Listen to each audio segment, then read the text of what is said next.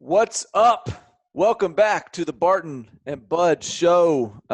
You heard that drum beat. That means another show. We had two last week. We'll see what happens this week. But a lot of good stuff to talk about. We've been pumping out some content this week, last couple weeks or so, as we build up to the college football season. Bud, how we doing? We're getting the reviews in. We're continuing to get the 5 stars. Thank you for that. What's going on with you?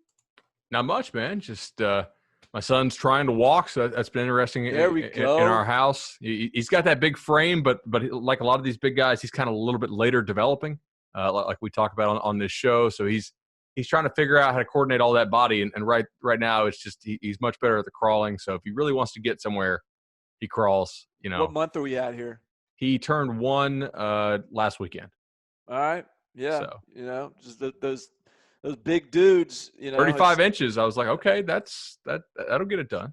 Yeah. You got more to organize when you're that big. So exactly. Well, look, hey, we've been actually kind of talking about this week about, we're recording this on Tuesday. Wednesday, we will be releasing the top 247 updates based on offense, kind of a deep dive into the offensive side of the ball. And that's class of 2021. And so a big part of that is studying the big boys, like what's your boy's name?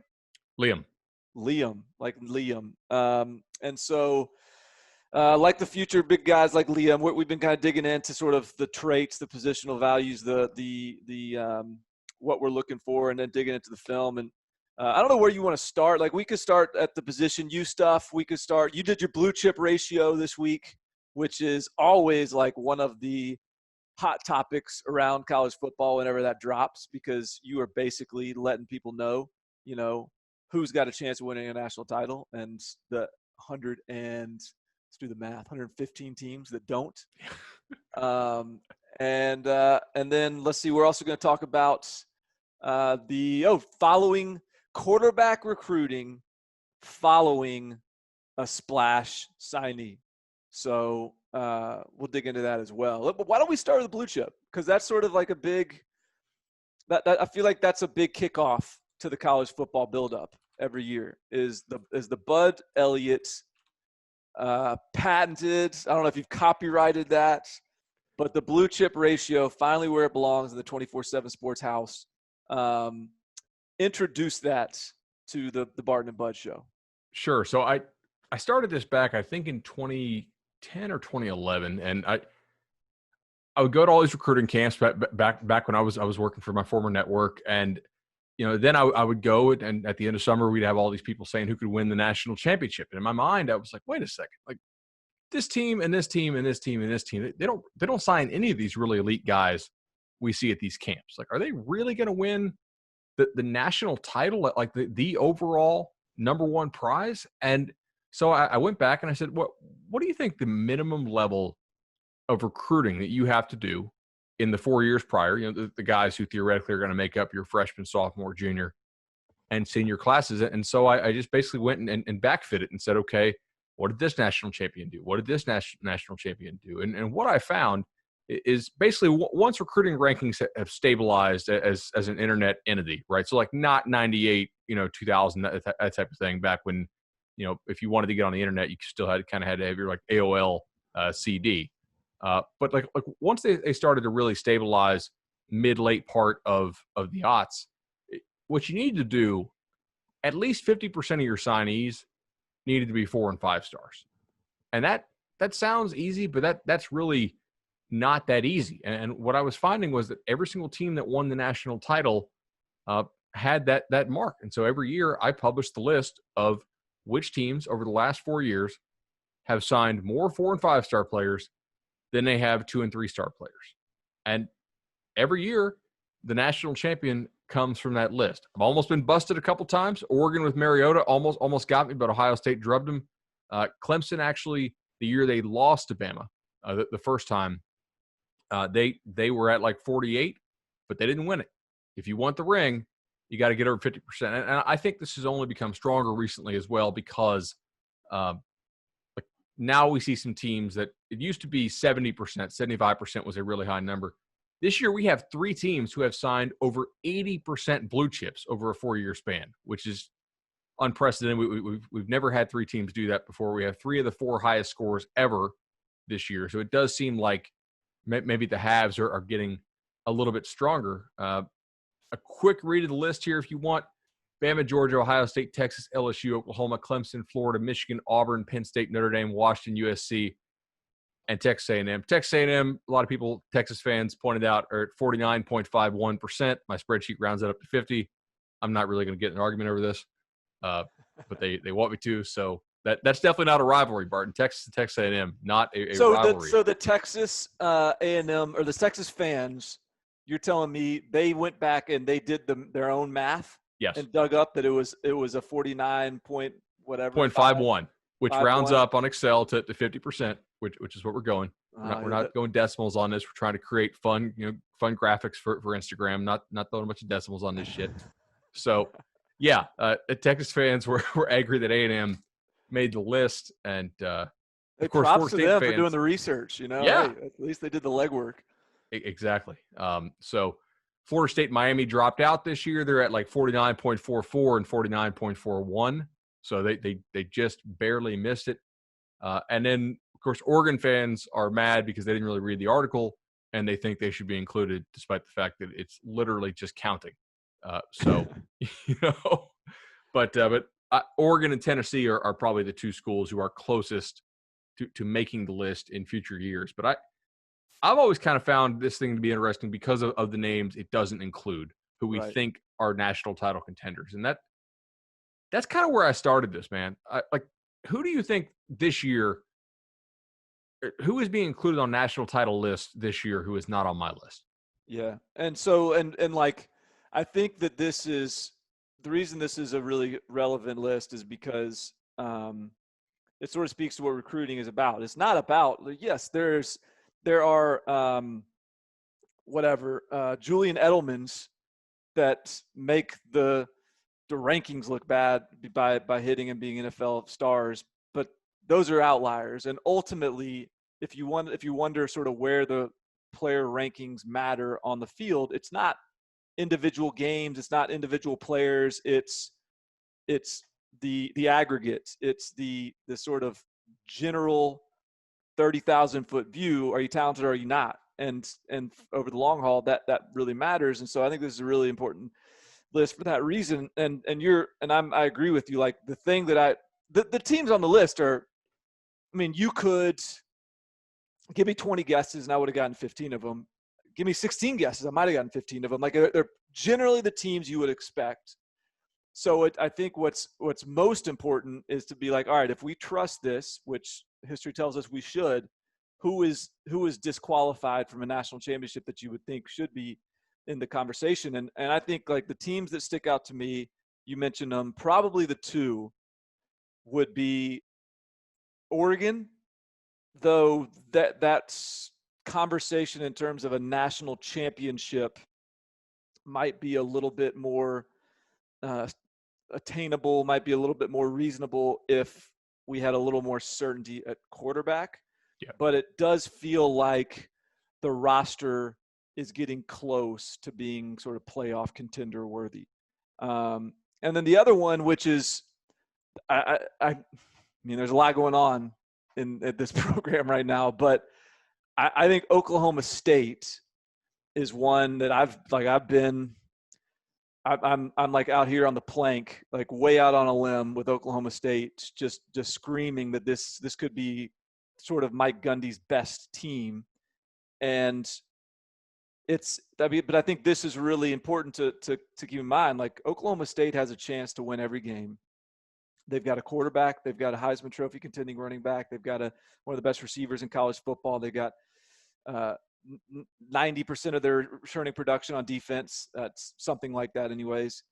About the same on offense. Like they have a schedule where they're not going to lose any non-conference games, and they are fully capable of beating everyone in the Big 12. Not saying they will, but they're fully capable. But where this hits you is not there. It's in the playoffs. I mean, and so like let's just say they have this dream season that I'm envisioning.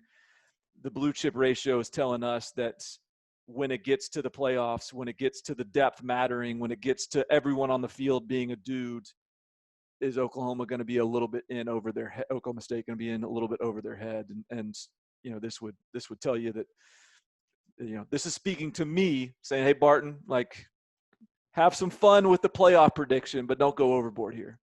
So playoff, maybe, natty, no. Yeah.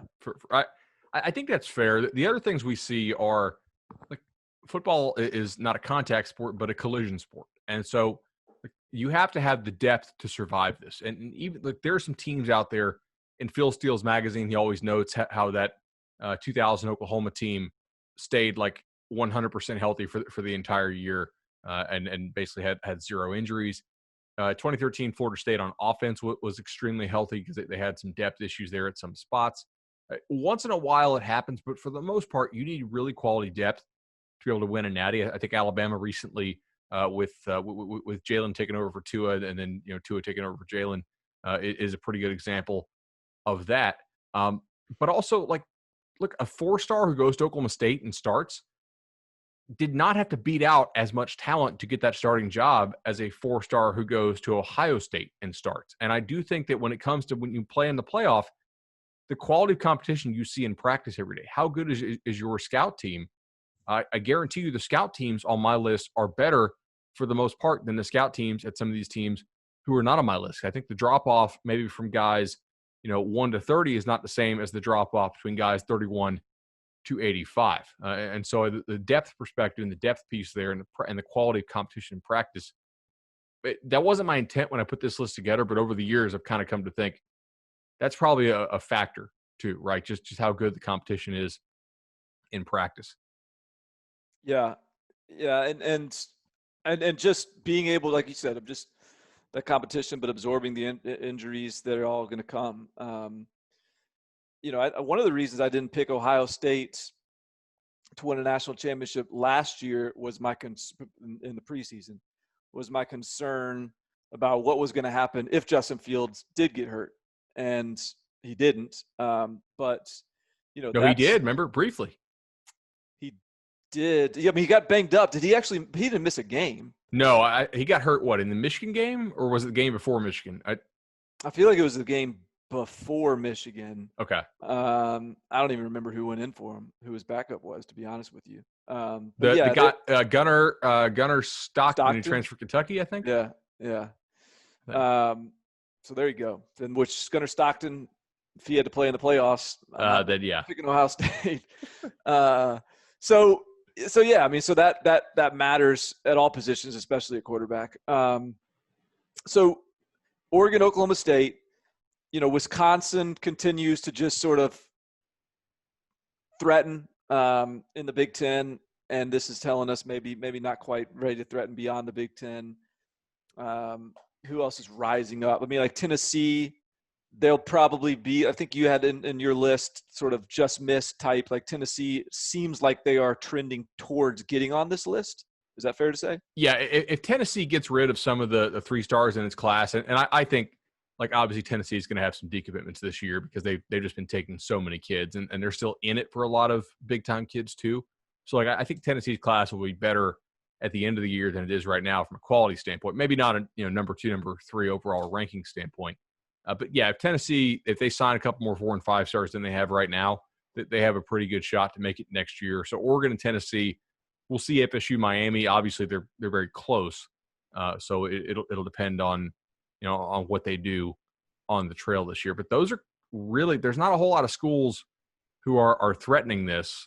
Was there any that you were really I don't want to say surprised, but maybe encouraged that you found them on the list? I got one. The one that I don't think people think about is Washington. That's the one I was looking at too. Yeah. They just sign a couple more 4 and 5 stars every year than they do 2 and 3 stars.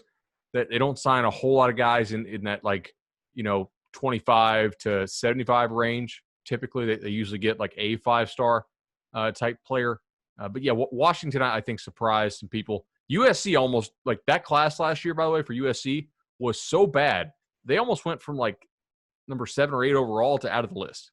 Seeing USC at only 50% blue chips is shocking, considering the advantages they have in recruiting out west. The sort of the pre-programming that is built into so many kids out there, and just the kind of machine that USC has been from a recruiting standpoint, that they have regressed down to 50% is not an encouraging sign. Now this year they seem to be recruiting better. All that's going to be pretty dependent on the season they have. So like I think this is going to be, we've continued to say it's a make or break season for USC, for a lot of reasons, but I think blue chip ratio as well. Like this could be what happens on the field could dictate whether USC is on this list next year or not. Absolutely. One other thing before we get off this that surprises me, I think the lack of names other than like Wisconsin, Oregon, Oklahoma State, and I don't really see people picking Wisconsin. Like I think most people are over the whole Wisconsin can win a national championship idea, right? Like that was cool for a while, but man, we went for a period there of sort of like maybe 2010-ish through like 2016 or 2017, where we heard a lot about like Ole Miss could win a national title, Michigan State, Baylor, TCU, Wisconsin, and ultimately, like I don't see the depth of non-blue chip ratio names now getting any sort of title or even making it to the playoff type height. There's just not many anymore. No. You think that hurts the sport? I don't know. I don't really. But I'm open to hearing an alternative perspective. But what I like right now in the sport is that we were looking at for a while it's been Alabama and let's see who can make a run at them, and then it's been Alabama and Clemson, and maybe even like there was an Alabama LSU rivalry there for a little bit. But I think we're in a position right now where recruiting has been elevated in terms of importance at so many places. So many places do it well. So many places have sort of the blueprint now that there's Alabama, there's Georgia, there's Ohio State, there's LSU, obviously, there's Clemson, obviously, there's Oklahoma, who is really close, kind of continues to be just on the outside. There's like a team like Penn State that's surging. There's a team like Notre Dame that's probably just a quarterback away. Florida is I think incrementally pacing up. Like I just think that there is more teams than we've seen. I don't want to say like certainly not ever, but within the last decade, it feels to me like the national championship pool is not one, it's not two, it's not three. It's well, maybe it is. I don't know. This year it might just be three, but it feels like there's maybe 8 schools that are sort of swimming in the big pool right now. And I don't know that that's been like that necessarily over the last 10 years or so. And it doesn't bother me that much that Minnesota doesn't really have a realistic chance of winning a national championship. Like Minnesota, what it did last year and just contending in the Big Ten West was sort of a seminal season for them, beating Auburn in a bowl game. Like that's huge. Like that counts for something. And that's what I still like about college football is there are like tiers of achievement depending on your program that still means something. You don't have to just win a national championship. Look, if Texas A&M doesn't win a national championship this year, I mean, obviously they'll be okay. But if Texas A&M goes undefeated in November, then regardless of what else happens in the season, that's a huge step for that program. And I still think that that's satisfying from a fan's perspective and just sort of watching those steps take place within the evolution of a program. I think that makes sense. And it's not pro sports, right? In pro sports, if your team gets to the playoffs and loses round one, I think most of those fans are really really bummed. It's not college basketball to where like if you told college basketball fans, hey, there's no more Cinderellas, I think that really hurts the tournament. I don't like. We really haven't had Cinderellas national championship wise in a long time in college football, and I don't know When that was the the media. last time when was the last time that we like? Has there ever been a Cinderella in the national championship? So I mean, like in our lifetimes, I think there's probably a couple, right? BYU, Georgia Tech was probably a Cinderella that like in the very early '90s. Colorado, I mean, I don't think they were totally Cinderella-esque. I think the last team to start outside the top 20 and win a national title was probably that second-year Bob Stoops team that beat Florida State in the Orange Bowl in 2000. But they had good talent. I think though, football is such a it's like such a what's the phrasing I want to use here? Like it's not like basketball. You can get hot and you can go impose your will and win. It's football. Football is like is so like the success of a football team is so. It's not about someone getting hot on the perimeter. It's not about like a pitcher mowing somebody down. Like it's about a team that has like it's so deeply entrenched in the culture, the discipline, the strength and conditioning training, the off-season workouts. Like, not that doesn't matter in other places, but I think football is such a slow build. So like to me, the Cinderella is what's going on right now at Clemson. Like if Dabo Swinney leaves and just retires and says, you know what, players are getting paid, I'm just going to go on my lake, and this isn't for me anymore. Or if he takes a job in the NFL or something, and Clemson suddenly cycles back down to being 8-4 every year, we would look back on this period and say, what a Cinderella story that was for Clemson.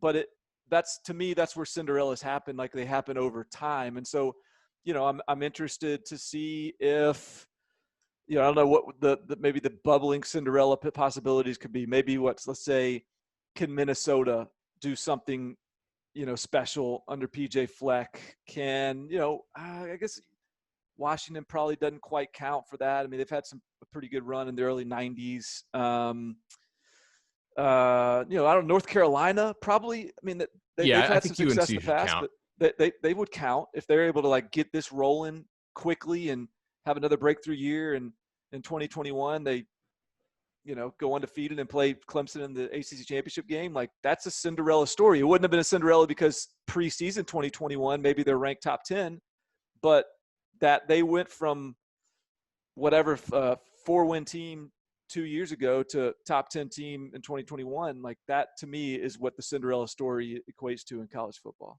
So to segue here in just a second, if Minnesota had Trey Lance, right? Like, and they were able to win it all. Trey Lance, the North Dakota State quarterback, like that would be a true Cinderella. I think. Does Auburn under Cam Newton count as a Cinderella season? What were they ranked preseason? I think they were probably in the teens, but I'm not totally sure on that. Let me see. What year was that? 2010? Yeah, because 2010 was the year Bama went 9-3. Yeah, so they were preseason. They were number 22. Ooh, 22. Okay, that's a pretty good Cinderella season right there. But to your point, it was a Cam Newton season. Like it was Cam Newton. It facilitated that Cinderella run, and so so maybe we're now in the era where it can happen because of the transfer rules and the mobility of some of these quarterbacks that might be playing on lower tiers, and they'll have a chance to have a one-season run somewhere else if the transfer legislation continues to trend where it's trending. You know, maybe a Trey Lance could transfer to a Iowa State, I don't know, and really make a run, because number 22 preseason to a 14-0 national championship, that's something. That would be huge. I think I'm going to say yes on Auburn as being Cinderella seeds. Like maybe not a Cinderella program, but like nobody had Auburn winning the national title at all in the preseason. Like that, Auburn winning would be on the same level, like back then, would be on the same level as like 5 years ago. Ole Miss, Michigan State, Baylor, TCU, Wisconsin, probably Right. in some ways. Except Auburn already recruited pretty darn well. 2009 Auburn's went 8-5. 2008 Auburn went 5-7. Yeah, that was the year 2007 Tuberville hired that air raid guy, I think. to Tony Franklin. Yeah. 2007 Auburn went 9-4. So yeah, I mean the brand name certainly doesn't scream Cinderella, but like that's from 9-4 to 5-7 to 8-5 to 14-0 national champions. That's pretty Cinderella-ish. Hey guys, there's still room in this sport for Cinderella stories. We solved it. I like it. So let's go here really quick. Or well, first of all, let's pause for a quick ad break. But before we do, I want to recommend FFT. That's Fantasy Football Today. Really good podcast on the CBS Sports Network. Barton, I think we're going to have college football, but I'm really sure we're going to have NFL football. Yeah. And I actually am the defending league champion. In my league, I listen to the FFT podcast once in a while just to make sure I'm not making really, really stupid picks. And got the middle finger trophy on our mantle. My wife absolutely hates that the league rules stipulate that you have to leave this gaudy trophy above our fireplace, but that's the rules. And we joined the neighborhood. They asked me to be in the league. I did. We won it, and so I think she's rooting against me. FFT will probably help me win that thing again. Now let's go to break. You want to go position you then? Yeah, we can do that. Cool. You want to open us back up, or you want me to? Sure. All right. Well, we kind of did a segue with Trey Lance, and then we just kept talking, which it's a podcast, so that is what we do. But let's go ahead and get into the top 247 and also the Position U series that you put together. If y'all have been listening to this podcast for a while, and we've only been around for 3 months, but if you've been listening for at least a month, you heard us last month discuss the Position U series with respect to defense.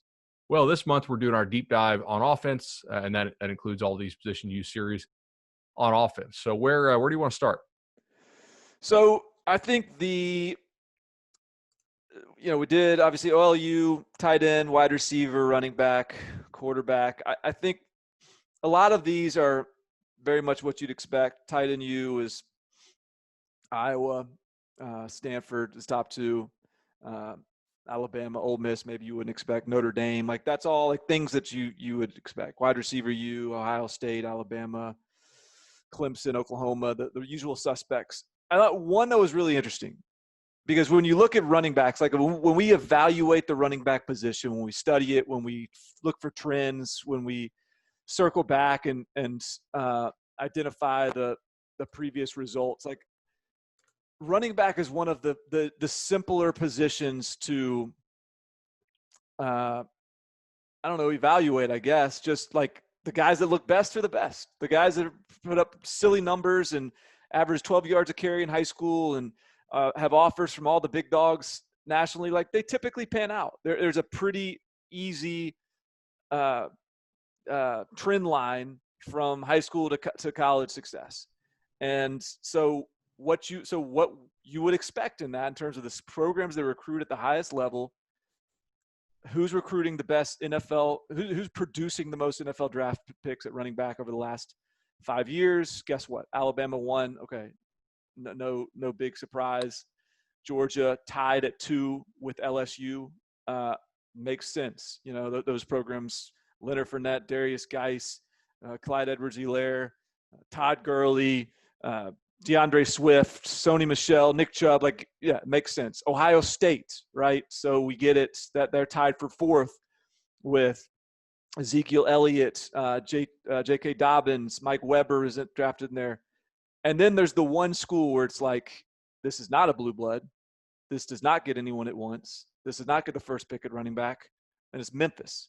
Memphis is tied with Ohio State at 4th over the last 5 years in producing NFL draft picks at the running back position. And I think that's really interesting and really encouraging, for the future of the Memphis program, because Ryan Silverfield, associate head coach, offensive line coach, big part of their run game success, has been elevated to the head coach. And they also return one of the best group of 5 running backs in the country, in Kenneth Gainwell, who had 1,500 yards rushing last year. But it's also encouraging if you're a Florida State fan and you're like, all right, how do we activate this offense? Florida State should be able to recruit. We're getting players. What's missing here? And then you have a coach in Mike Norvell that comes over who has produced a Darrell Henderson. And so, like, what's interesting to me about Memphis is like they produced with very different types of players. Darrell Henderson was a workhorse for them. He was a workhorse in high school. He was a workhorse in college. Incredibly productive, but they got the ball to their other playmakers in different ways. The other guys that got drafted were Antonio Gibson and Tony Pollard. Antonio Gibson came in as a wide receiver. He got drafted as a running back. He is more of a run after catch guy. They handed the ball to him in different ways, like a got the football in his hands outside of just throwing it to him. And he really kind of broke out last year as a potential running back prospect. Tony Pollard, sort of similar, an all-purpose guy, catches the ball out of the backfield, returns kicks, can do all these different things. And so I think when you look at Florida State's roster and you think about some of the athletes that they get, some of the ways that maybe they can be used differently, and the way they've recruited in 2020, like some of the guys they brought in and their skill sets, I think they speak to these sort of versatile athletes that the right coach needs to activate in the right way. It's really, I think, encouraging potentially for their success. So the thing that, like, here's the pullout from the article that I thought was, like, really, when I looked it up, I was like, man, this is sort of striking. 2 of Memphis's top 3 all-time leading rushers played in the last 3 years. In Patrick Taylor Jr. and Darrell Henderson. Patrick Taylor Jr. wasn't even drafted. And 4 of Memphis's top 10 single-season rushing marks have come within the last 3 seasons. So do the math. You're talking about 2 players in one season that had top 10 all-time rushing marks at Memphis. So, I just think, we're talking a group of 5 program here, but we're also talking a group of 5 program that has got like a really encouraging indicators for a dormant powerhouse in Florida State. There's no doubt, and Florida State has some guys that I think who can take advantage, of that. I'm trying to go back and think about like Darrell Henderson's backstory, and the one thing that stands out to me, he was drafted at 209 pounds. He was 175 in high school. I mean, you don't see running backs gain 34 pounds in college and still maintain their speed, and yet he did. And this kind of harkens back to our draft conversation. Like what happened? How do these 2 and like low-rated 3-star guys end up getting drafted? A lot of times it is because of that body transformation thing. But like that was a good pick for them. I mean, he played for South Panola. Like how many titles does South Panola have? Like 8? I do think part of because he had a ton of yardage. I think part of from a rankings perspective, he was a miss. But part of the reason he was a little bit lower on our radar, and because I think there were some academic issues that like limited his offer list from being probably what it should have been. Yeah. But he was still a guy that was able to, obviously a qualifier at Memphis, and probably a guy we could have picked out, but because he was really productive in high school, and was really productive in Memphis too, obviously. That has happened for a lot of their guys. I obviously Antonio Gibson had to go to junior college and do the position switch thing. But like to spin this forward to the class of 2021 rankings, who one of the first Power 5 offers was for one of our favorite kids, Catravion, the Louisiana Tech commitment. Florida State offered him I think 3 weeks ago, and since then a lot of other schools have picked up and offered.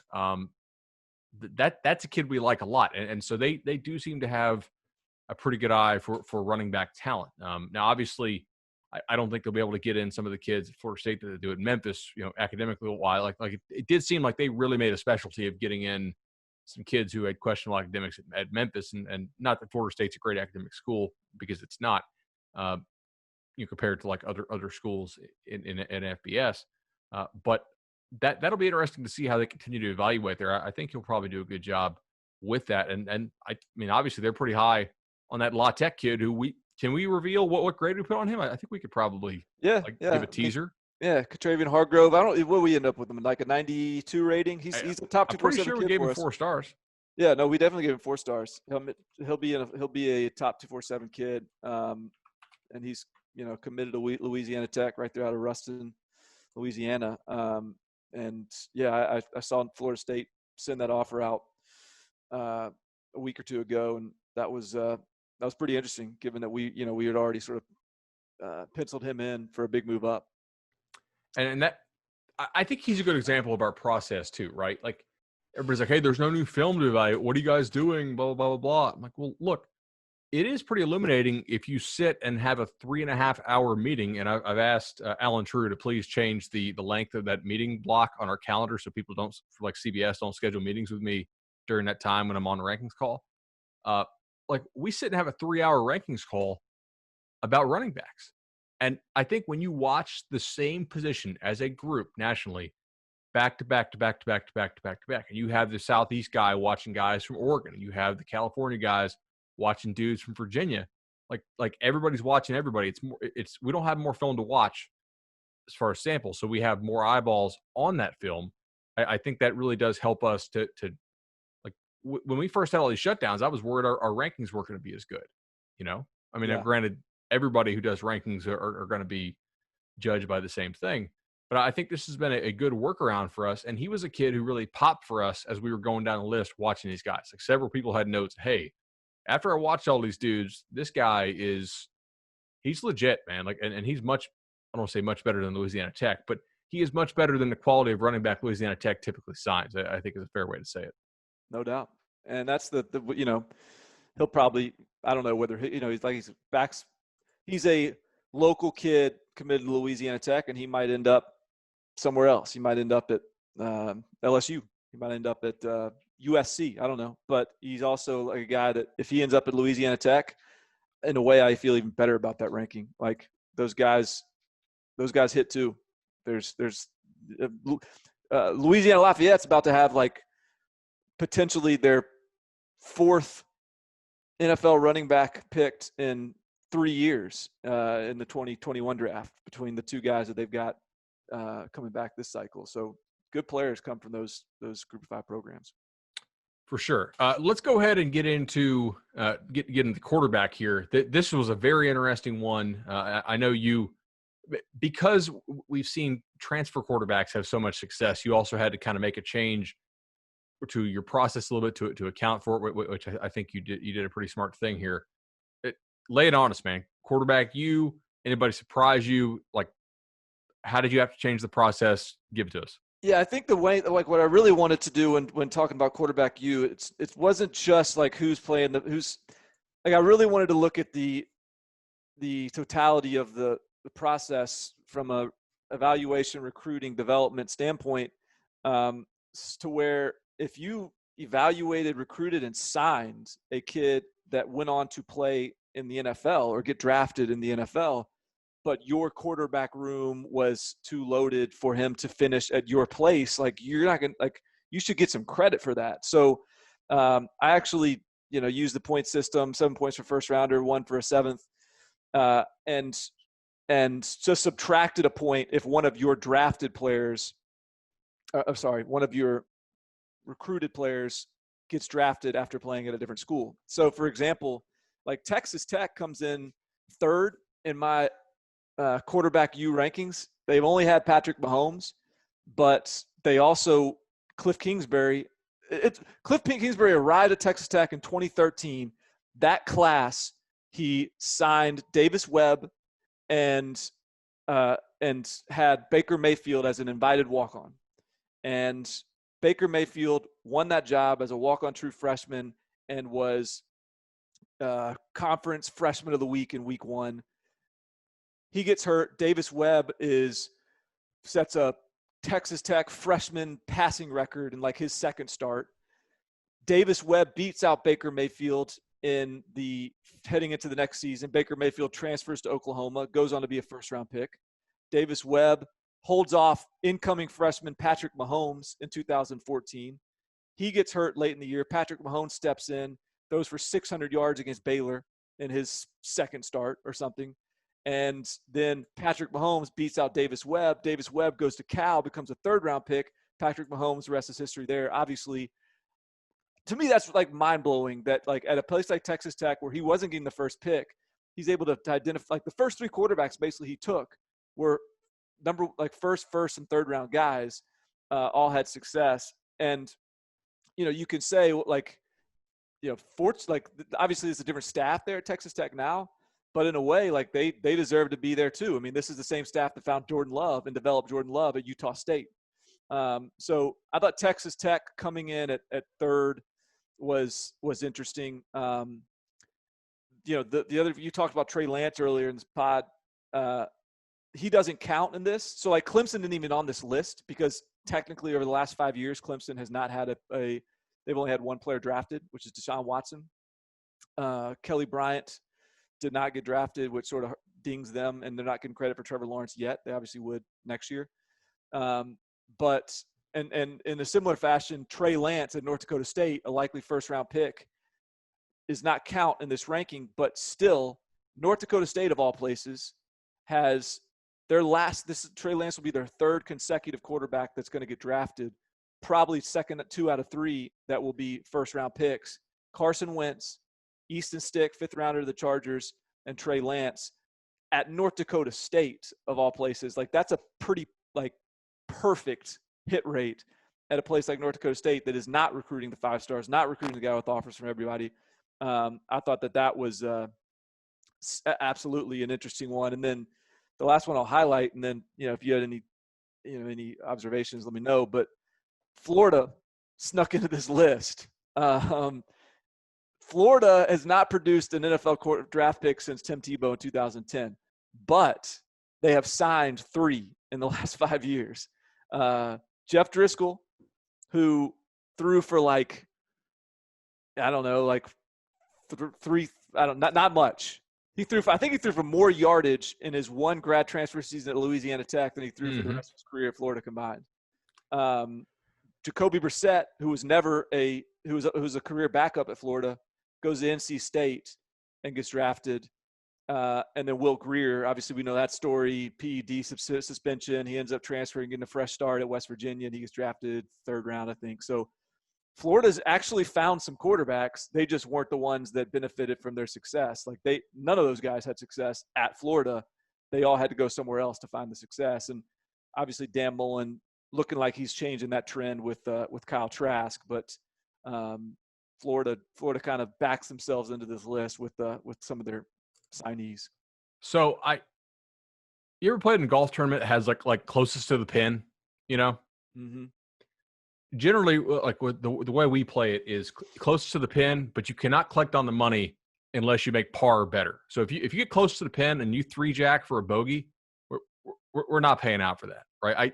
I kind of think we need to institute like a closest to the pin, par or better type situation here, to where if you have 0 draft picks, but you have 3 of your guys transferring, I have a hard time believing you have that much eye for talent on the recruiting trail, but you're totally unable to pick out who the good guys actually are once they get on your campus. Well, it could be a development issue. Think about like the fly in the ointment for a few of those guys was Treon Harris. Like Treon Harris kept on like messing around and sort of half beating these guys out, and like just the fact that you couldn't design an offense that allowed Jeff Driscoll to be successful. Not that Jeff Driscoll's gone on to be this phenomenal NFL talent, but he's had a cup of coffee, and I know it's Louisiana Tech, but he threw for 4,000 yards. Like he clearly isn't a bum, and it just wasn't.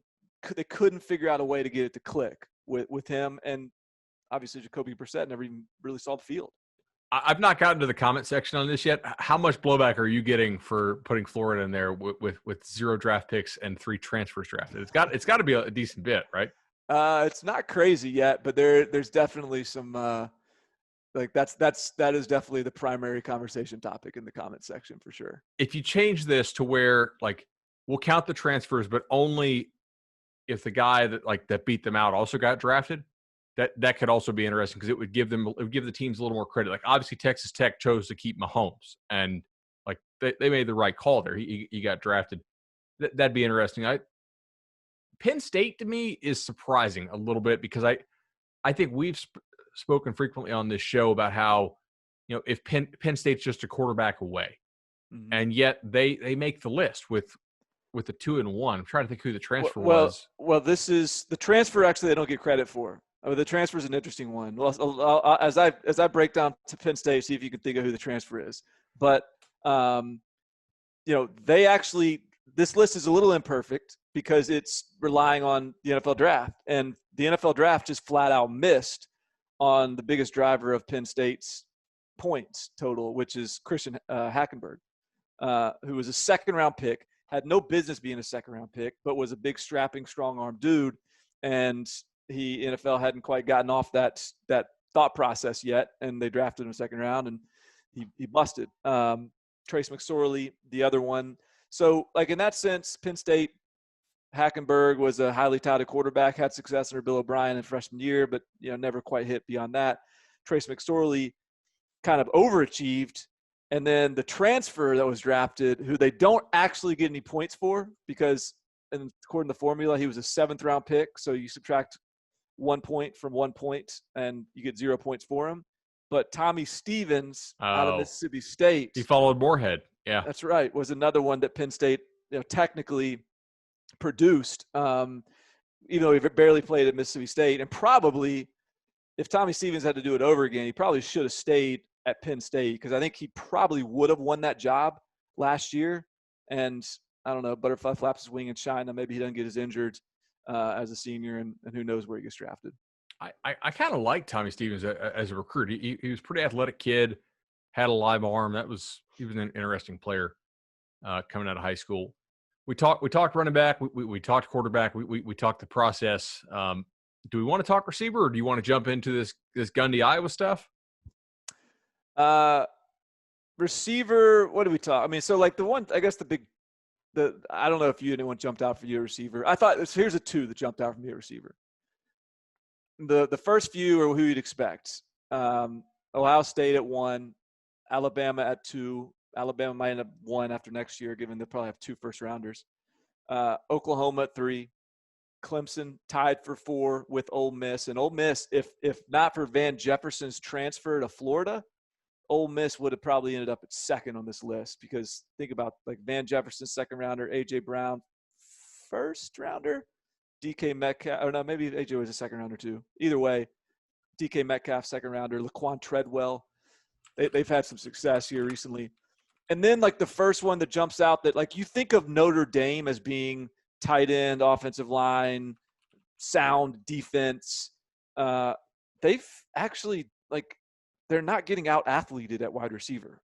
Like between Chase Claypool, Miles Boykin, Will Fuller, they've had dudes at wide receiver. Like now you can argue whether they've used them in a way that has maximized their ability, but they've had guys that were elite talents at the wide receiver position, so much so they find themselves at 6 on this list, which is a little bit like I think probably would surprise some people. And then the other one, it kind of jumped out to me given like their reputation as a run heavy team, but Georgia had the 2nd most draft picks at wide receiver of anybody over the last 5 years. And none of them have been 1,000-yard receivers. None of them have been that productive. But again, they have talent. And I keep on coming back to this when people ask like, well, Georgia's not going to break out offensively this year because, they don't have the dudes that LSU had. Like LSU broke out, of course. They have Jamar Chase and Justin Jefferson and Terrace Marshall and all these guys. And, you need all those guys to break out. And who does Georgia have? It's like, no. Like I think you're looking at it wrong. I think Georgia has the guys. I think they haven't been using them.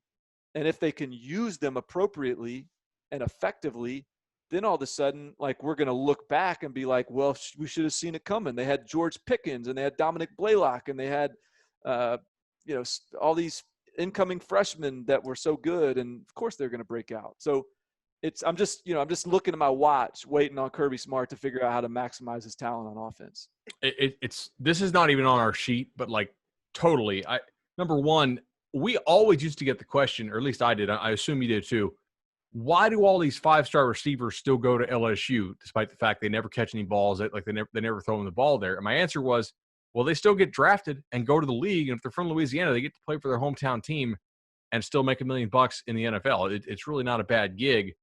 If LSU can change, Georgia can change, because LSU's offense was much more Stone Age than Georgia was. But I was having a conversation with a friend of mine who's a defensive coach actually last night, and I called him about something else, a project I'm working on. But we got to talking about like defensive coaching, and we kind of remember last week we hit on the idea, like, will teams go back to running the ball a lot to counteract how these teams recruit defensively, that they get smaller guys on defense, blah, blah, blah. Maybe they'll find a market inefficiency there and start going big on offense and running the ball. And my thought was like, man, not until either the rules change or not until like we hit like peak passing efficiency. And every year we set a new record for it. So there's no real reason to zig right now when the zag just pays out. If you're like, and my worry is, and we talked about this, I think maybe on episode 2, will Kirby Smart let this offense flourish, or is he going to try to play to his defense? Because I think in college football, not the pros, but maybe the pros some too, you got to score points. You got to score points in bunches, and you got to get enough stops. We criticize Oklahoma because they don't get enough stops, right? LSU's defense this year, the point totals they allowed would have been like not even national title worthy in a lot of other prior seasons, and yet they scored so many points it didn't matter. This is such a high-scoring game now. If you give away possessions via foolish punts, you run the ball too much on first and second down, trying to get to, quote unquote, third and manageable, which is kind of more of a myth, I think, for these elite teams than people think it is.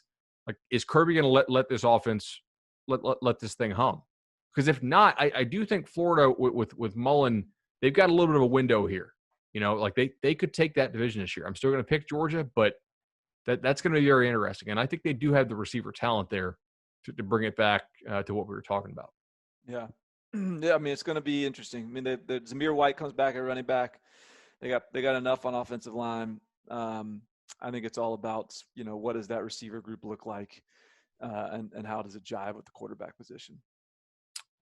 All right. So yesterday, Kyle Boone or Kyle Porter? Kyle Boone, right? The CBS college basketball guy.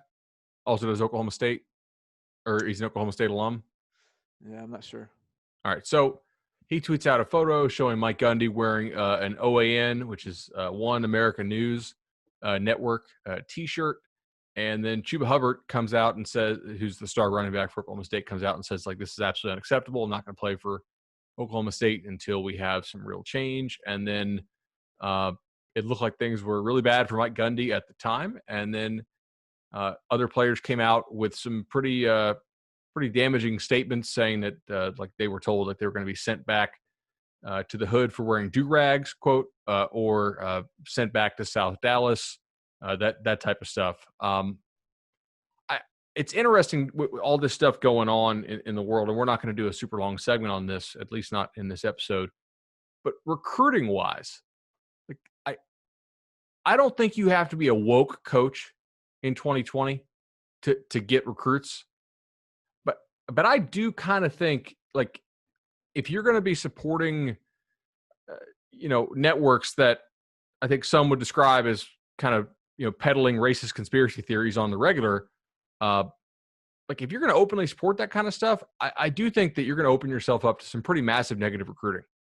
You got to think other programs who recruit against programs like that, who have their players coming out and saying these things. And we should note that Hubbard and Gundy kind of posted like a makeup video.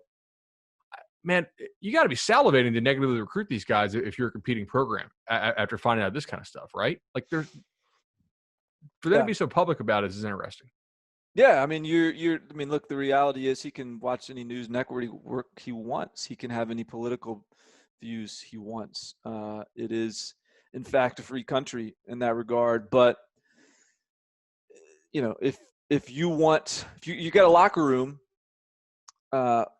primarily consisting of young African-American men who are in the midst of a social movement called Black Lives Matter.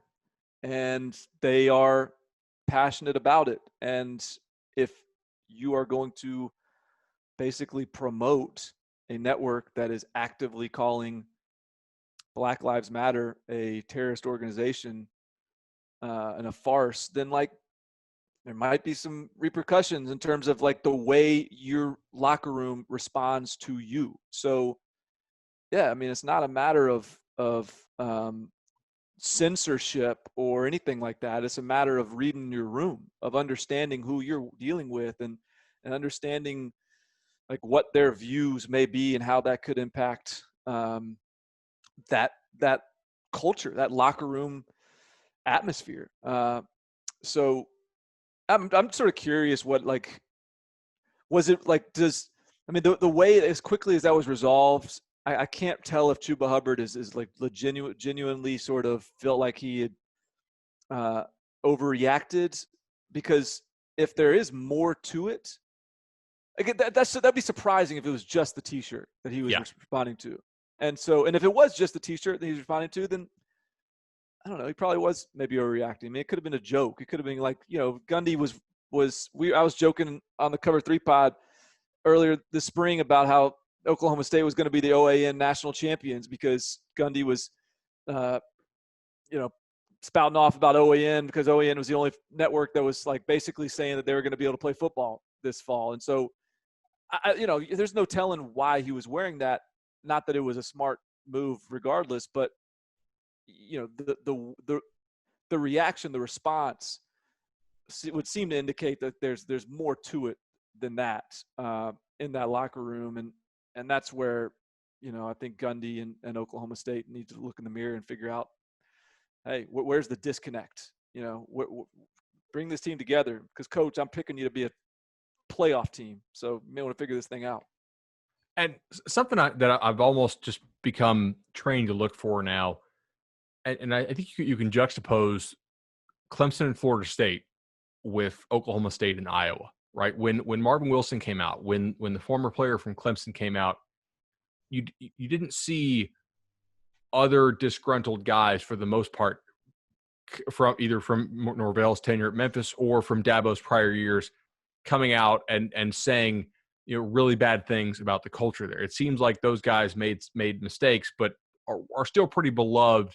And the culture there, for the most part, at least among guys willing to speak out, either at Memphis, for Norvell, who's now at Florida State, or at Clemson, pretty supportive, or supported by the former players. When you had your elite guys speak out at Iowa, or when you had Chuba Hubbard, who I think is probably the only guy or one of the only guys in that roster who has the cachet to actually speak out, man, the floodgates opened. As far as other guys being like, yeah, actually, I mean, like, I was told I was going to be sent back to the hood, or I felt demeaned for being an African-American there in the strength room at Iowa, et cetera, et cetera. That's the kind of stuff, like, if you're on opposing staff, screenshot. I mean, just all day. Like you're keeping those receipts. And I don't know if putting out that video between Gundy and Hubbard is enough to undo that, like that amount of backlash that came out from former players, including Justice Hill, right? Who was like a really good running back for them, who's now in the league. Yeah. Yeah. It's not good. It's not good. Yeah. It's not good. Like, yeah. So, do you want to do signing an elite quarterback, or do you want to save it? We could save it. How far are we into this thing? We are an hour and 10. So Tawny's probably really going to pitch a fit if we. Yeah, let's save it. We got right. We'll save some fodder. We still got a little bit of time before like full on season preview begins. So let's save the last quarterback topic. I'm gonna highlight that in blue. Cool. All right, guys. This has been Barton and Bud. Really appreciate y'all listening. We're almost to 400 5-star ratings. That's awesome. When we get there, we'll probably do another special mailbag episode. Caleb and a couple other folks who we didn't get your questions in last time, we haven't forgotten about you. We'll get to those too. So give us those 5 stars on Apple Podcasts. If you're listening to us on the website, find your favorite podcast app and hit subscribe on the bottom, whether it's Apple Podcasts, Google Podcasts, Spotify, Stitcher, Overcast, whatever it is. We have all the buttons at the bottom of the page. You might as well just click subscribe so you don't have to wait for Barton or I to actually post this thing up. It'll just go to your phone as soon as it's live. Thanks, y'all.